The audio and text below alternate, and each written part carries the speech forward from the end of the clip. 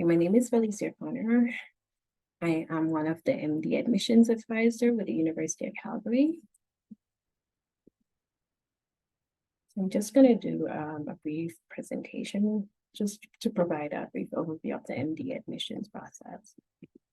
So I would like to start by acknowledging and paying tribute to the traditional territories of the people of Treaty 7 located in the heart of Southern Alberta, which include the Blackfoot Confederacy, comprised of the Siksika, Piikani, Kainai First Nation, the Tsuut'ina First Nation, Stoney Nakoda, and including Chiniki, Bearspaw, Goodstoney First Nation. The city of Calgary is also home to the Métis Nation of Alberta, District 5 and 6. So the length of our program is 3 years. We have about 165 to 170 seats per year.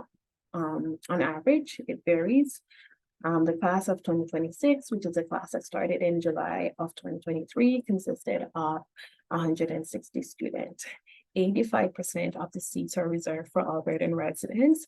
Applicants must be Canadian citizen, permanent residents, or convention refugees. The application cycle runs from early July to early October. Classes begin in July of the following year. The cost, like tuition cost roughly, is around $29,000 per year. So what's in an application? It speaks on the demographics, academic records, MCAT, transcript, employment history, awards, publication, top 10 experiences, your 3 letters of references, the Indigenous, the Black application, Black admissions application process, the MMTP related requirements, and the application fee is $150. Who is eligible? So in order to be eligible, you must have completed by the time of application at least 2 full-time years of undergraduate university education at an MD, PhD granting institution, or have completed 2 years of full-time post-secondary undergraduate studies that are fully transferable to an MD, PhD granting institution. No prerequisite courses or preferred degree. So Albertans that must have completed at least 2 full-time undergraduate years. The GPA is 3.20 overall, and they must write the MCAT. For non-Albertan, they have to have completed at least 2 full-time undergraduate years, maintain a GPA of 3.80 overall, and achieve 128 on the CAR section of the MCAT. How we calculate GPA. So there must be at least 2 full-time undergraduate years in the GPA calculation. All full-time undergraduate years must have 24 credits, 18 graded, taken from September through April timeline. That's what we define to be full-time. You could potentially have your worst academic year excluded from the GPA calculation if you've completed your bachelor's, or if you have a bachelor degree. Graduate degree calculation has 2 policies in place that applies to your GPA calculation, depending on the details of your grad degree. Commitment to equity, diversity, and inclusion. Applicants from all backgrounds are welcome and encouraged to apply. Our program strives to create a safe space for all learners.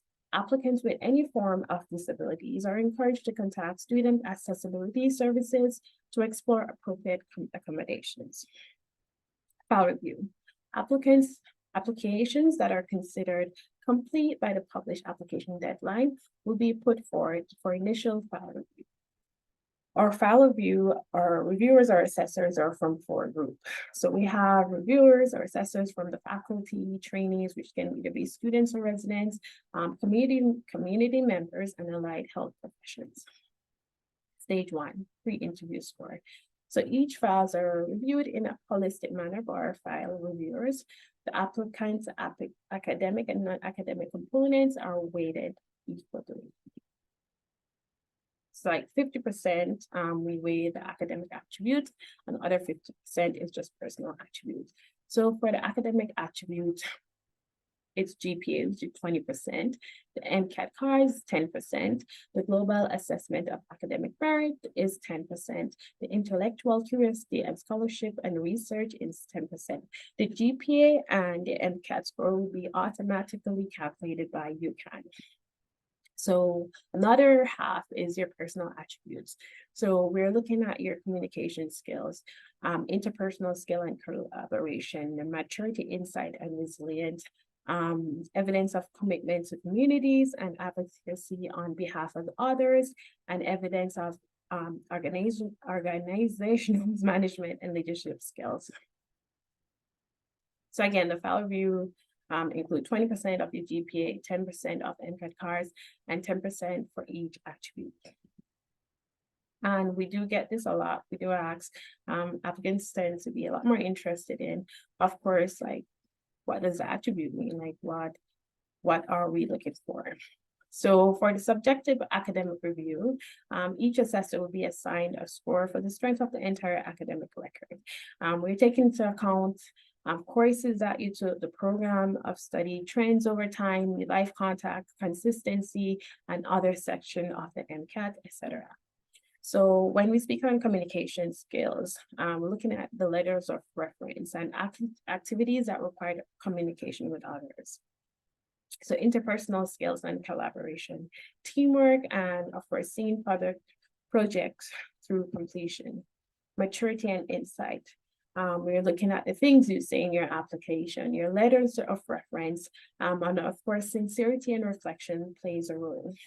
Commitment to community and advocacy. Community at a local, global, cultural, and institutional level. Are you engaged in activity for the benefits of others? The duration of the activity.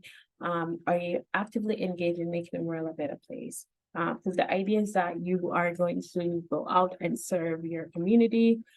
So of course, we'll like to take those into consideration. Intellectual curiosity and scholarship and research.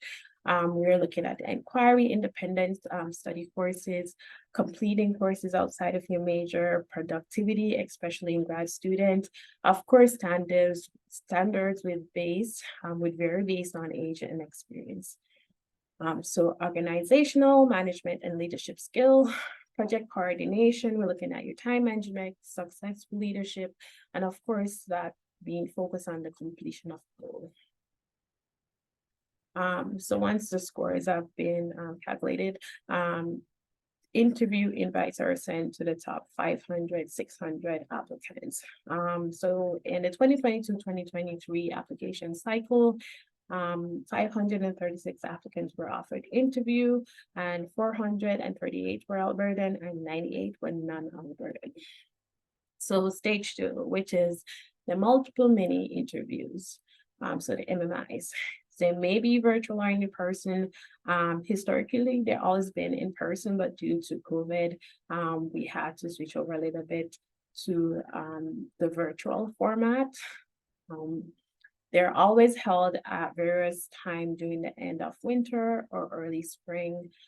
Just keep in mind, you can't study for an MMI, but you can certainly try and prepare. There is MMI workshop that may be held throughout through the UFC, and our sanction are one thing, but unsanctioned workshop can be problematic. For example, ones that are run outside organization where people who have done them in the past are paid. So the final score is comprised of 50% is a pre-interview score, and another 50% is the MMI score.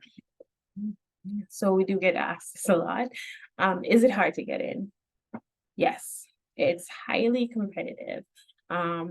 Just to put things into perspective, in the 2022 to 2023 application cycle, the admissions office received nearly 2,000 applications, with approximately 1,800 being deemed as complete and brought forward for initial file review. Approximately 1,535 of these came from Albertans. 536 applicants were offered interview.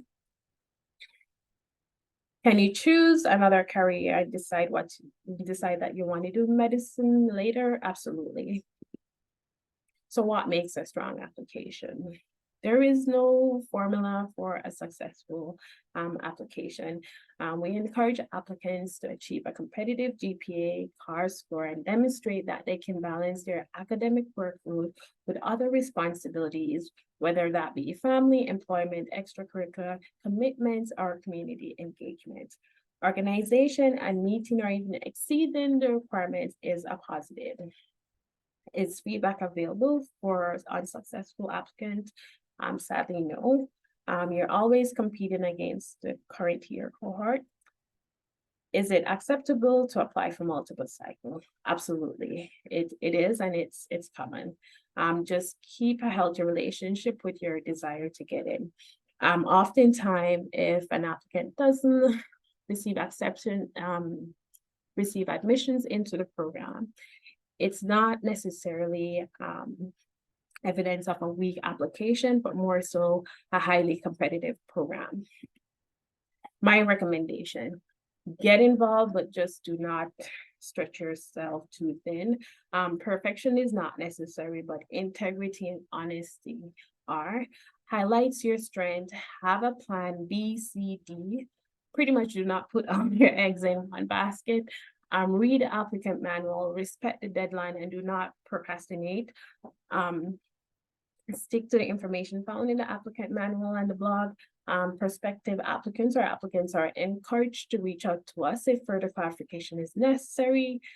Generally, word by mouth information among peers is not a good way to gather information. So we do have a bit of misinformation sometimes that's floating around about either a particular requirement or admissions process. So it's always recommended to reach out to us directly. So just my contact information if you guys are interested, and you're more so certainly welcome to give us a call with any inquiry that you may have. I hope you found this informative, and of course, all the best in your future endeavor.